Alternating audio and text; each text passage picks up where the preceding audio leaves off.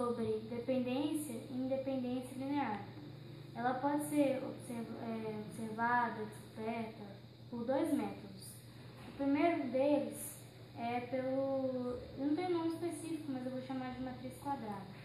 Ou seja, primeiro eu vou relembrar vocês o que seria uma matriz quadrada e como eu posso formar ela. O que acontece? A primeira coisa que eu tenho que fazer é olhar os meus vetores. Eu vou colocar vetores aqui simples, genéricos, no caso, né? X, Y e Z, o A. Vou ter o B, X1, Y1, Z1 e o C, X2, Y2, Z2. Esses três vetores, para eu poder utilizar esse primeiro método, vão ter que formar uma matriz quadrada. Ou seja, quando eu colocar eles em formato de matriz, X, Y1, Z1, X2, Y2, Z2. Se vocês observarem, ele vai estar formando uma matriz quadrada, 3 por 3, 3 linhas, 3 colunas. E com isso eu vou poder jogar na determinante, que é onde vai entrar os meus conceitos. Eu vou ter um sistema possível e indeterminado. Ou seja, era aqueles sistemas que eles dependiam da variável alfa, por exemplo. E com isso a gente vai ter linearmente dependente. Por quê? Quando o meu SPI ele depende da variável alfa, ou seja, na minha solução eu vou ter as minhas componentes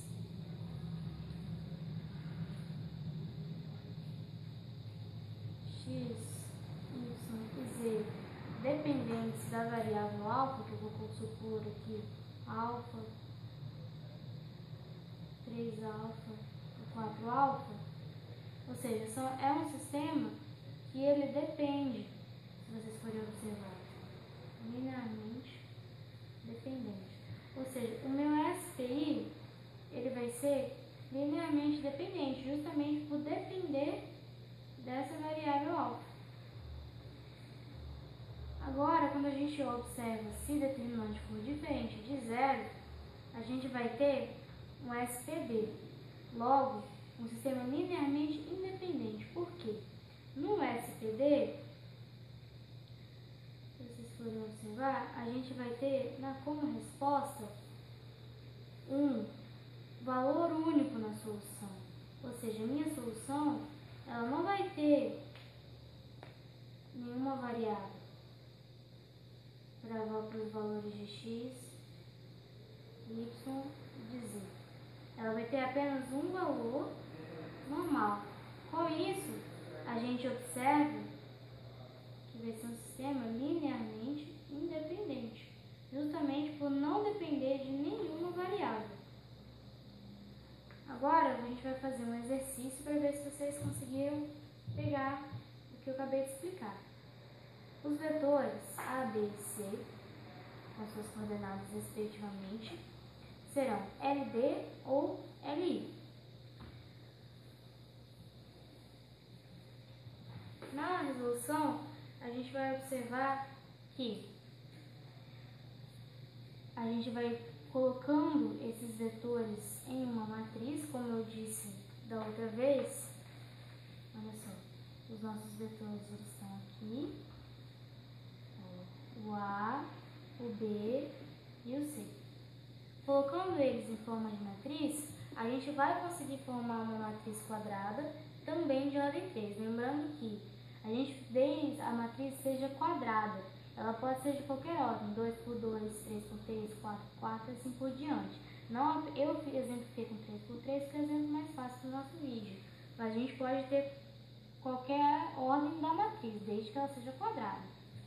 Com isso, a gente vai fazer a determinante dele. Se determinante, como eu tinha explicado anteriormente, for igual a zero, teremos LD. Se determinante for diferente de zero, teremos LI.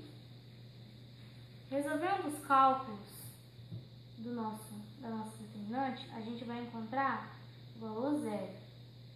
Com isso, a gente tem que determinante será igual a zero. Com determinante igual a zero, a gente vai ter um sistema, como a gente pode observar aqui, LD, ou seja, linearmente dependente.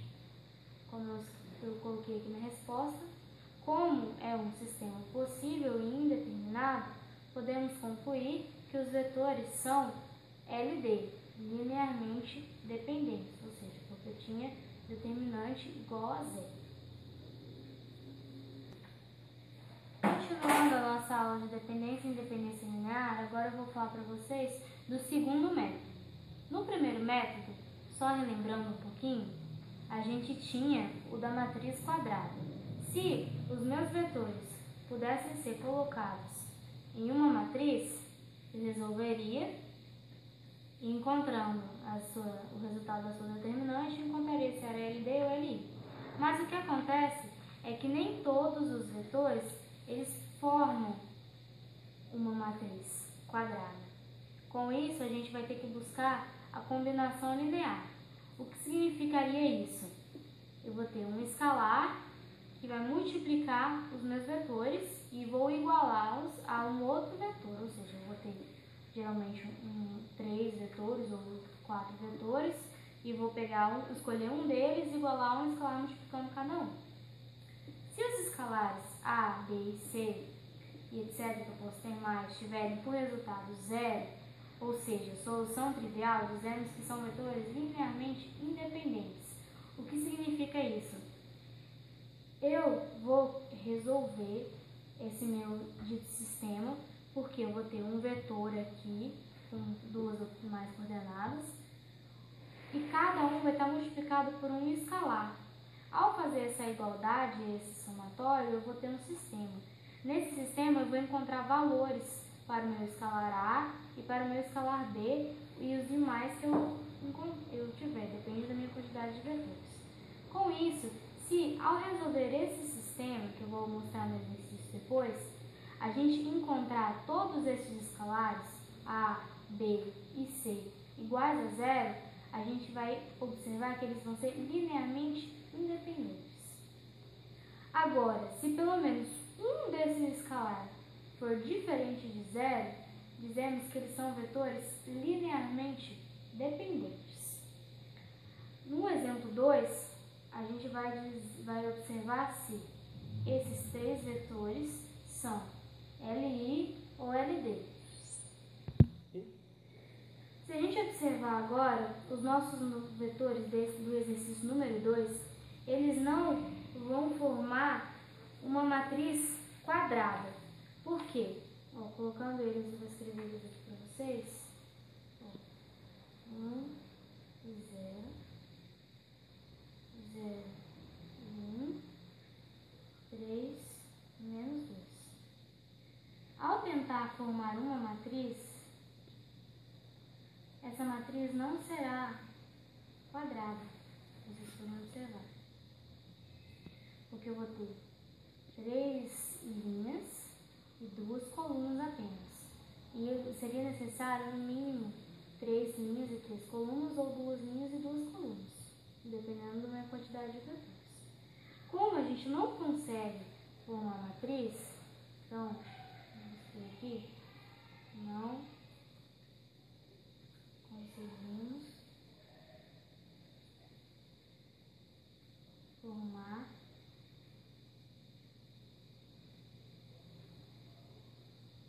uma matriz quadrada. Lembrando sempre, porque se for uma matriz, mas a nossa questão é uma matriz quadrada. Como não forma uma matriz quadrada, a gente vai ter que buscar outro método. E como eu comecei a explicar, nosso método vai ser a combinação linear.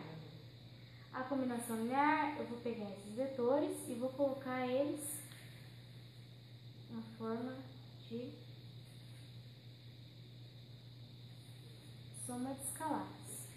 Ou seja, eu peguei meu primeiro vetor, se vocês lembram bem, ele era 0, e igualei a um escalar aqui, vocês podem observar, um escalar multiplicando o segundo vetor e um outro escalar multiplicando o terceiro vetor. Essa seria a combinação linear, quando eu coloco um vetor e igualo a um escalar multiplicando os outros. Com isso, nós fazemos as operações normais. Nós multiplicamos, fazemos aqui também. Depois nós somamos.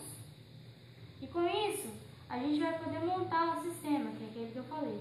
Com esse sistema, observando aqui, temos o sistema 3b será igual a 1 e a menos 2b será igual a 0. Enquanto a gente vai encontrar valores tanto para A quanto para B. Agora, como eu tinha dito, nós vamos observar esses valores. Relembrando, se esses valores, ou seja, o resultado desses escalares, forem iguais a 0, teremos a dita solução trivial e, com isso, o sistema linearmente independente. E se tivermos pelo menos um desses escalares diferentes de 0, a gente vai dizer que eles são linearmente dependentes. Continuando o nosso cálculo, se a gente for observar, tanto o meu A quanto o meu B serão diferentes de 0.